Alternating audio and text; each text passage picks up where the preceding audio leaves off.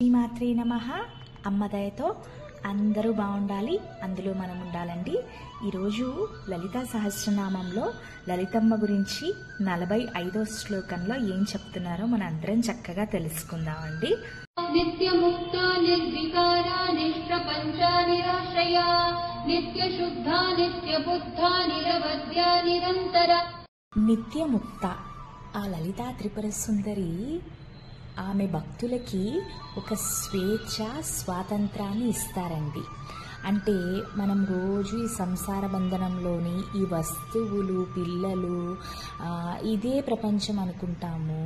కానీ కొంతమంది భక్తులు ఎలా ఉంటారంటే ఇంకా ఈ సంసార బంధనాలు ఏవి వద్దు అనుకుని ఎలాంటి స్వార్థము లేకుండా అమ్మని కొలుచుకుంటారో ఆ ఆత్మలన్నీ కూడా అమ్మవారు ఈ సంసార బంధనం నుంచి అంటే వాళ్ళకి స్వేచ్ఛనిచ్చేస్తారు. ఈ సంసార బంధనాల నుంచి అంటే వాళ్ళకి వస్తువుల మీద వాటి మీద ఎలాంటి ఆసక్తి ఉండదు. అలాంటి ఆత్మలని పరమాత్మలో అమ్మవారు ఐక్యం చేసేసుకుని వాళ్ళకి ఎంతో పెద్ద మంచి బహుమతి అండి ఇది. అంటే ఈ స్వేచ్ఛ స్వాతంత్రము అసలైన భక్తి గమ్యము ఏంటి అన్నది వాళ్ళకి అర్థం అయిపోతుందన్నమాట.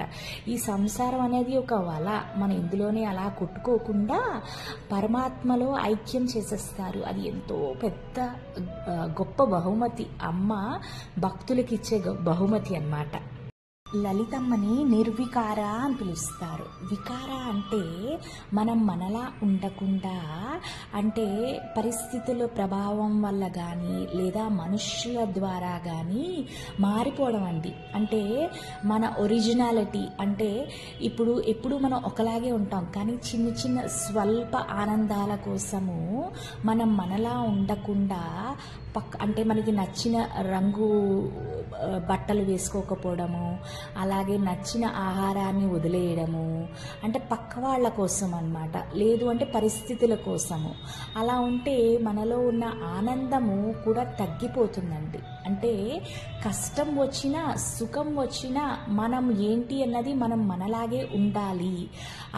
మనం ఆ స్థితి మారకుండా ఉండడాన్ని నిర్వికార అంటారు. లలితా త్రిపుర సుందరి బాధలోనైనా దుఃఖంలోనైనా సరే అమ్మవారిలాగే ఉంటారు, కానీ చిన్న చిన్న ఆనందాల కోసం ఆవిడ వ్యక్తిత్వాన్ని మార్చుకోరు. అందుకని ఆమెని నిర్వికార అని పిలుస్తారు.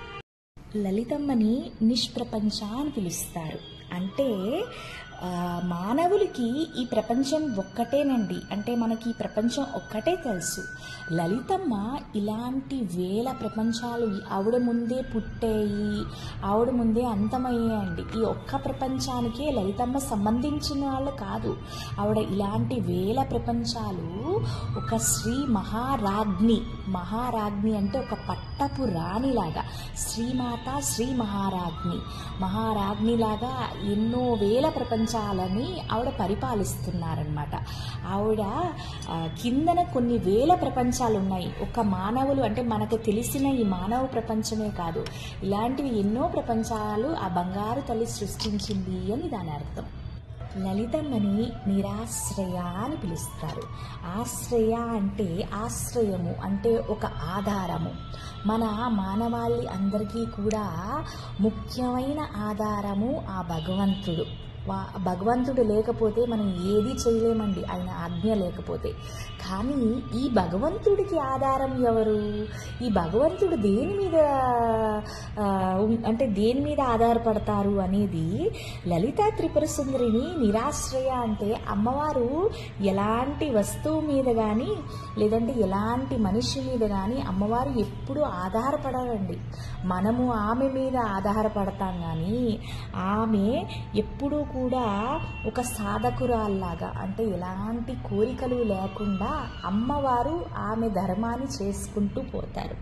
అలాగే ఏ భక్తులైతే నిజంగా ఏ వస్తువుకి ఆకర్షణ అవ్వకుండా ధర్మం అంటే వాళ్ళు మంచిగా వెళ్ళిపోతారో వాళ్ళని కూడా నిరాశ్రయ అనే పిలుస్తారు. అమ్మని నిత్యశుద్ధ అని పిలుస్తారు. అమ్మవారు ఎంత పవిత్రంగా ఉంటారంటే ఆవిడ దరిదాపుల్లోనే ఎలాంటి పాపాలు జరగనివ్వరండి. ఆవిడిలో ఉన్న కాంతి మనుష్యుల్లో ఉన్న అజ్ఞానాన్ని తొలగిస్తుంది. అజ్ఞానం అంటే ఏంటి? మనుషులు తెలిసి తెలియని తప్పులు చేసేస్తూ ఉంటారు. అప్పుడు ఆవిడలో ఉన్న ఒక వెలుగు జ్ఞానజ్యోతి మనలోకి పంపించి మనకి జ్ఞానోదయాన్ని చేసి మనం తప్పు చేశాము అని తెలియజేసి అమ్మ మనని ఒక మంచి మార్గంలోని పెడతారు మనని. అందుకనే అమ్మని నిత్య శుద్ధ అని పిలుస్తారు. లలితమ్మ నిత్య బుద్ధ అంటే ఆవిడ జ్ఞానేశ్వరి అండి, జ్ఞానమయి. అమ్మవారికి ఏ పని మీద ఏ విషయం మీద కానీ పూర్తి అవగాహన, అంటే ప్రతి విషయం కూడా ఆవిడకి తెలుసండి. మన మనుష్యులకి ఏంటంటే ఒక పని చేస్తున్నప్పుడు అవగాహన లేకుండానే వెళ్ళిపోతూ ఉంటాం అన్నమాట. ఎవరైతే అమ్మని స్మరించుకుంటూ ఉంటారో ఆమె మనకి మంచి బుద్ధి, మంచి చదువు, మంచి జ్ఞానాన్ని ప్రసాదించే నిత్య బుద్ధ ఆ లలితా త్రిపుర సుందరి అని సూచిస్తున్నారు. నిరవధ్య. అవధ్య అంటే అజ్ఞానం అండి. ఏ మనుష్యుల్లో అయితే బుద్ధి జ్ఞానము తక్కువగా ఉంటుందో అంటే వాళ్ళలో ఆలోచన శక్తి ఉండదండి. అన్నింటికీ కూడా వెంటనే స్పందించేస్తూ ఉంటారు, ఆలోచించకుండా అపార్థాలు చేసేసుకుంటూ ఉంటారు. అదే కొంచెము మంచి ఆలోచనలు జ్ఞానంతో నిండిన వాళ్ళు ఏం చేస్తారు? ఒక్క నిమిషం ఆగుతారు. అంటే ఇదంతా కూడా ఎలా వస్తుంది? వాళ్ళలో ఉన్న మంచి బుద్ధి, అంటే అంధకారం తక్కువగా ఉంది. ఎందుకు అంటే వాళ్ళలో జ్ఞాన జ్యోతి ఉంది అండి. ఎక్కడైతే జ్ఞానం అనే వెలుగు ఉంటుందో అక్కడ అజ్ఞానం తక్కువగా ఉంటుంది.